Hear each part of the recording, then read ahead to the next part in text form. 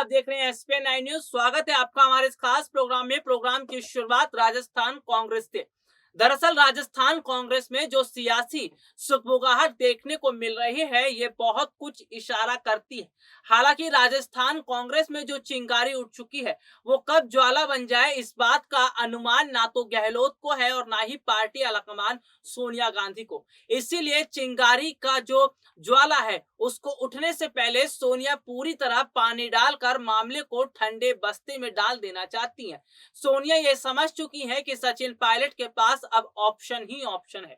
यानी कि सचिन पायलट अगर यहाँ पर मन मुताबिक उनके काम नहीं होता है, अगर सचिन पायलट को उनके हिसाब से जिम्मेदारियां नहीं मिलती हैं, तो वो पार्टी छोड़ने के लिए भी तैयार है। लेकिन इस बीच अगर बात करें तो खबर जो सामने आई है, वो बहुत कुछ इशारा करती है। खबरें बताती हैं कि बीजेपी की तरफ से सचिन पायलट को ऑफर दिया गया है। जी हाँ, अब मैं आपको बताऊंगा कि आखिरकार क्या ऑफर दिया गया है और किस तरह से बीजेपी ये पूरी कोशिश कर रही है कि एक आखिरी युवा नेता भी सचिन पायलट जो है उनको बीजेपी की तरफ कर दिया जाए, ताकि कांग्रेस जो है वो पूरी तरह खराब स्थिति में चली जाए। जी हाँ, आपको बता दें, भारतीय जनता पार्टी के राष्ट्रीय उपाध्यक्ष एपी अब्दुल्ला कुट्टी ने हाल ही में कहा कि कांग्रेस नेता सचिन पायलट अच्छे नेता हैं और वे अपने कुछ साथियों की तरह जल्द ही भाजपा में शामिल हो जाएंगे। अब्दुल्ला कुट्टी ने यह बयान ऐसे समय पर दिया जब कांग्रेस में सचिन पायलट का खेमा अशोक गहलोत के खेमे से नाराज चल रहा है। पिछले साल पायलट ने बगावत कर दी थी और उनके बीजेपी में शामिल होने की अटकलों के बीच पार्टी नेतृत्व ने उन्हें मान ही लिया था। अब्दुल्ला कुट्टी ने यहाँ मीडिया कर्मियों से कहा, सचिन पायलट अच्छे नेता हैं। मेरा ऐसा मानना है कि वह भी भविष्य में जल्द ही भाजपा में शामिल हो जाएंगे। उन्होंने कहा कि जिस तरह से राजस्थान कांग्रेस में स्थितियां चल रही हैं और पायलट को पूरी तरह नकार दिया गया है, ये बात ना तो पायलट को पसंद आ रही है और ना ही पायलट समर्थकों को। पायलट के भाजपा में शामिल होने की अटकलें तब भी लगाई जा रही थी जब 1 साल पहले उनके नेतृत्व में कुछ विधायकों ने मुख्यमंत्री अशोक गहलोत के नेतृत्व के खिलाफ बगावती तेवर अपनाए थे। हालांकि पायलट ने इस तरह की किसी भी संभावना को खुद से सिरे से खारिज कर दिया था। इसी साल जून में ही भाजपा नेता रीता बहुगुणा जोशी ने कहा था, उन्होंने कथित तौर पर नाराज चल रहे कांग्रेस नेता से मुलाकात की और सचिन पायलट के बीजेपी में शामिल होने की बात कही। हालांकि अगर बात करें तो बीजेपी ये पूरी कोशिश करती दिखाई दे रही है कि सचिन पायलट को अगर बीजेपी में शामिल करवा दिया जाए तो कांग्रेस काफी हद तक टूट जाएगी। हालांकि अगर बात करें तो राजस्थान कांग्रेस में जो सियासी घमासान मचा हुआ है, ये कोई पहला मामला नहीं है। इससे पहले भी हालात कुछ इसी तरह के बने थे। आपको बता दें कि सचिन पायलट के पार्टी छोड़ने को लेकर अभी तक काफी खबरें सामने आ चुकी हैं, लेकिन अब आखिरी फैसला देखना यह है कि सचिन पायलट जिस तरह खुलकर ये कह चुके हैं कि अगर सोनिया गांधी बड़ा फैसला नहीं करती हैं, तो वो पार्टी को लेकर स्वतंत्र फैसला कर सकते हैं। यानी कि सचिन पायलट पहले के मुकाबले आज मौजूदा समय में काफी ज्यादा एक्टिव तो हो ही गए हैं, इसके साथ ही उनकी राजनीतिक पकड़ भी बहुत मजबूत हुई है। हालांकि आपको ये बता दें कि सचिन पायलट की तारीफ बीजेपी नेता जिस तरह कर रहे हैं, इससे साफ तौर पर पता चलता है कि आखिरकार अंदर खिचड़ी तो कुछ और ही पक रही है। और जिस तरह के हालात दिख रहे हैं, कहीं ऐसा ना हो सोनिया और गहलोत की नाक के नीचे बीजेपी सचिन पायलट को अपनी तरफ खींच ले और कांग्रेस लड़खड़ा कर राजस्थान में गिर जाए। ये बात अशोक गहलोत भी जानते हैं कि सचिन पायलट की राजनीतिक पकड़ राजस्थान में कितनी मजबूत है। राजस्थान की जनता कितना अपने नेता सचिन पायलट को प्यार करती है। यही वजह है कि सचिन पायलट की रैली में जिस तरह लोगों की भीड़ जुट जाती है और जिस तरह बड़ी संख्या में लोग सचिन पायलट को सुनने आते हैं, इसका मतलब यह है कि राजस्थान की जनता दिल से सचिन पायलट को अपना नेता मानती है।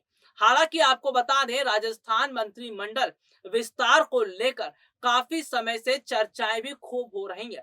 हालांकि आपको ये भी बता दें कि सोनिया गांधी का फैसला अशोक गहलोत को अभी भी मान्य नहीं है, जिस वजह से राजस्थान मंत्रिमंडल में देरी हो रही है।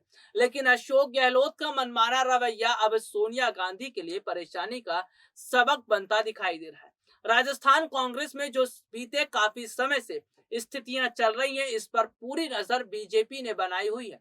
बीजेपी के नेता ये तमाम कोशिश कर रहे हैं कि सचिन पायलट के समर्थन में बात की जाए, सचिन पायलट को खुश करने के लिए काम किया जाए। हालांकि आपको बता दें कि राजस्थान में बीजेपी के कई नेताओं ने सचिन पायलट का खुलकर उस वक्त समर्थन किया था जब राजस्थान कांग्रेस की जो सुलह कमेटी बनाई गई थी उसने अपना काम सही ढंग से नहीं किया था।